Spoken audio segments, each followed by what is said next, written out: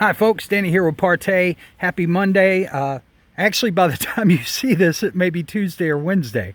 But I've got a lot on my plate for Tuesday, but I wanted to do a quick preamble to this video because I'd originally stated, and I held off because I was doing a cartoon skit within the application video. I'm going to hold that. I think I'm going to use that probably more for our review stuff. But in the interim, what I wanted to kind of put out there is that this has now changed as far as, you know, the approach. The approach really now is to highlight the areas that Ken Bird has actually lied about our application process, the things that he stated and interjected to try to spook people away from purchasing from Partey. So that is the reason that the video is a little bit different and the reason that it took a little longer to get there. But this should answer all the questions. It's actually pretty simple. The most difficult thing for me is actually finding the time to do, say, a video of this length, because while the video is only about 15-16 minutes, it took me a little over a couple hours to fully put everything together and get it out there. So just wanted to say that's the information. If you have any questions, always feel free to reach out and we'll be glad to answer. You guys take care, and I hope you enjoy the video. Bye. Hey folks, Danny here at Partey, and today I am here, as promised, to cover the lies, and I say that specifically, the lies that Crystal Edge Technology Screens has actually put out about Partey's products and the application process. So I'll cover them off just in little bits here, but you can see this is one container that I'm making here. Doesn't matter which mixture it is. If I'm remember correctly, I was using Vega Plus here, but really doesn't matter because it's one container. It'll be one 48-ounce container of one product. You don't get 4 different containers. You don't get 4 48s, which is what he's told you out there, that you'll get 4 different containers. You'll do one coating from each container, and each one of those is a little bit different from the other one. That's a complete damn lie. It's one 48-ounce container of whichever product you choose, and you're going to do 4 applications, 4 coats, right? So you can see that I'm stirring the material here. I'm going to pour it on and paint it in just a moment. But let's talk first about why would Ken come up with that? Why would he state that? Because that was never stated anywhere within any of our videos. Not once have we said that you would get 4 containers. We said that you would do 4 applications. Now, that's not a misconstruence because it was never actually stated. It's just a lie. It's just a smear to try to scare people away from buying a Partey product by using things from a video that were never actually stated and making up his own little story to try to make it sound like it's going to be super complicated and also that the whole thing was a lie. That's not the truth. So no 4 containers, no 4 colors. And as you can see, the application, now I'm actually going back and forth on this first panel a lot more because at the time I was actually doing the narration as a part of the video.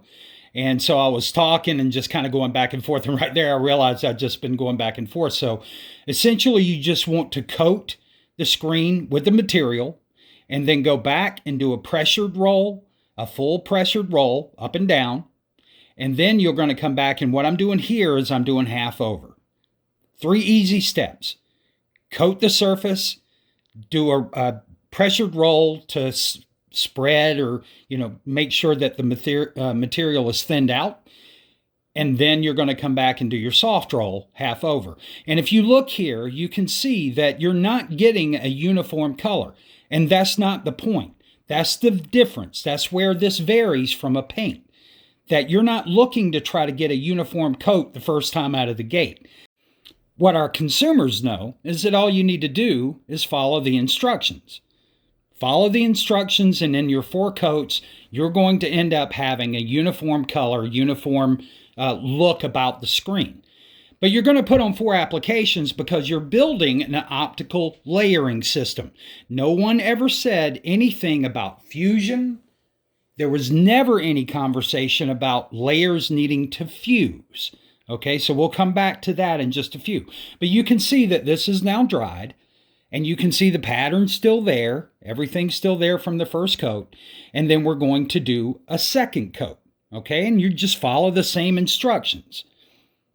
Now, the reason that Ken feels so threatened by this is because, once again, as you saw in yesterday's video, where he was trying to state that once you paint a very soft and stretchy material, that it's going to get hard and you're never going to get it back over a frame. That is a lie, at least for Partey products. For paint, I agree with that, because paint will stiffen. That's what paint does. You get paint chips. You'll never get a chip out of this. This will never get hard enough to chip. It's a flexible material. That's what it's designed to do. And it terrifies him because he can't understand what's happening with the product. And I'm saying it again, because he only knows paint and color. That's the only things. So he decided that it was in his best interest as a competitor to lie about another competitor's application process, as well as the product itself, because you hear him consistently say that my product is nothing more than house paint. Now, I would remind you that Kenneth has never seen a Partey product face to face. He's never had it. So how would he know that it's just a house paint? But that's what he's doing. He's definitively stating that it's nothing more than a house paint. Now, folks, he's also definitively told you that it contains Vaseline. Now, he's tried in a couple of subsequent videos to turn it to vegetable oil, but he always comes back to Vaseline. But the whole point is to introduce something malicious. Right? He's trying to tell you that there's a component that's in our mixtures that shouldn't be. The problem is that it's not there to begin with. It never has been there. There's never been Vaseline. We've told you what most of the components are. They're not Vaseline, and it's just with malicious intent. He tells you that. Think of it in the context of the CEO of Pepsi coming out and making a public statement that Coca-Cola has started putting something into their product that will hurt people, but it not being true. What do you think is going to happen? Truth is, Partey products are nothing like he describes. It is a completely unique product, and Mr. Bird has claimed that he knows exactly what's in it, exactly what's going on, and yet has never seen it in person. Never. So what Ken has essentially done is move from speculation into defamation. He slandered our product, all with the intent to try to scare people away from buying it. Now, as you can see here, we just finished our second coat. So part of that process, whenever you finish your coat, when you look at the screen, what you're going to see is a lot of little bubbles, right? So keeping in mind, this is more like using plastics or resins. So you're going to get some bubble creation. Now, generally in resins, that's a big bad thing to happen, right? So you want to try to keep that from happening as much as possible. That's part of the creation and design of this material, is that what doesn't work for resins works very good for this. Because what happens is that all those bubbles will pop. The material is going to self-level itself to some degree, but what's going to happen is you're going to see these randomized patterns of material that overlap each other. And it is the randomized diffusion, randomized reflectivity, and transmission that really makes Partey products hum. As we told you before, there's not a drop of house paint in Partey products. All of our toners, okay, so we make our own toner, which is part of the mixture, and that toner is based upon inks, not paint. Okay, and here you can see the second coat is dried. Just turn the fan off. You can still see it's starting to fill in, right? But you still have these areas where you can see through the material to the back. But our third coat's going to start to close some of that gap, and you'll see that here in just a moment. So let's talk about fusion, because Partey didn't mention anything about fusion. But what you've heard Ken say out there is that how are the screens going to fuse? How are they going to fuse? What happens if you skip the second coat and was to just do the third coat? Well, that's the reason you've heard me say, well, if I skip the second and go to the third, doesn't that make the third the second? Of course it does. There's no fusion required here, folks. No fusion. As a matter of fact, fusion would work against the whole principle that we're going for here. You want 4 coats that are bonded, not fused together, but bond to each other. Just like if you were painting a wall and you paint a first coat and then you paint a second coat once that dries, it's not going to fuse, it bonds. And just like the manufactured screens that are using different layers, multi-layered materials, right? Those materials are generally just plastics. And the materials that they're using are not fused in a sense. They don't blend them together to make one. They actually bond them to make a single screen, right? Because if you took a layer that's actually doing a specific filtering action, the last thing you want it to do is be fused with another layer. That would diffuse the whole purpose. So there's no fusion that's required here. And I don't really understand where he pulls that fusion shit from, but there's nothing that requires any kind of fusion here for it to work optically. That's just something he fabricated. I would challenge him to show where fusion is even necessary. All right, so we've completed our third coat, and I'm going to show you what it looks like when it dries just in a second. You'll be able to see that it's really starting to fill in nicely. You see much less in the way of gaps. You can see that here before it's dry, but you'll see it even more so when it is dry.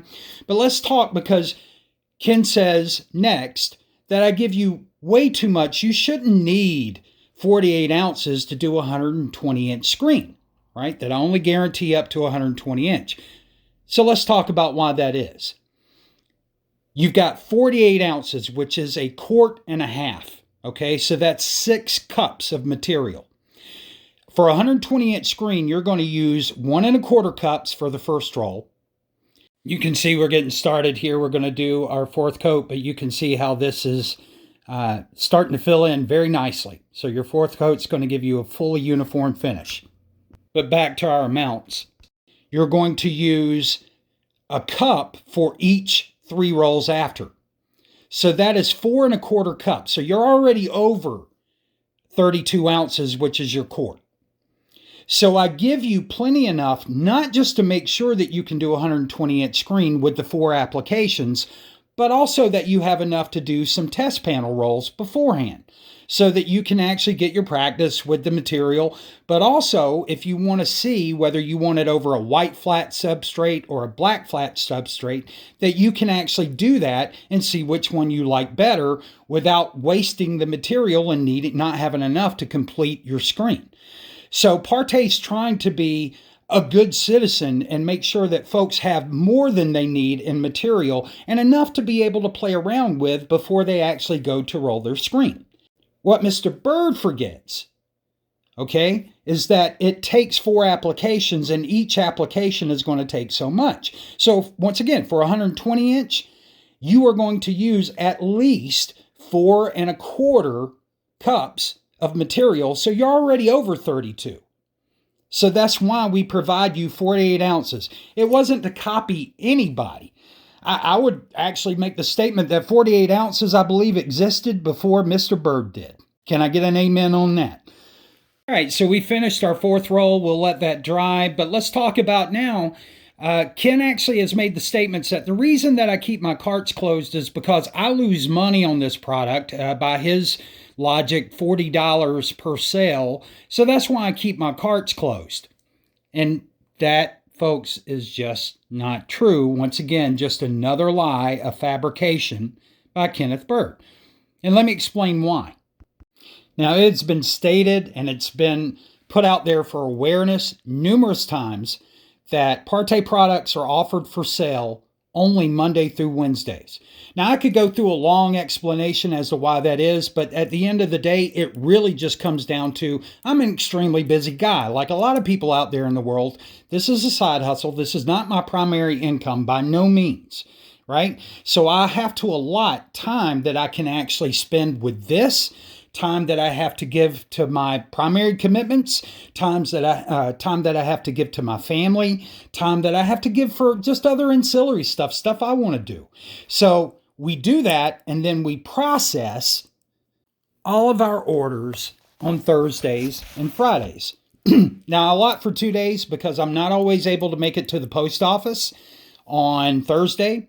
So if I do, I'll make sure that I create all of the containers that need to go out, and then they'll be shipped on Friday a lot of times. And whenever I go to the post office, I get the tracking numbers there and then immediately come back, put those into the system, and then everyone gets an email. And then at that point, I can actually collect your money. So your money's always in hold until I fulfill your order. But let's suffice it to say this. I would not be doing this if I was not making a profit. Now you can see the panel there against Ken's panels. And for all his quote unquote tests, his tests mean jack crap. You can see the Partey difference right here. And that's why Ken feels the need to slander Partey as a company and me as an individual in an effort to spook and scare people away from buying our products. That's all it is. That's all it's ever been, because he has nothing. He's not a consumer advocacy group, and he has no proof of anything. It's lies, it's smears, and it's wrong. And that's why Ken has to pay. You guys take care. We'll talk soon. Bye.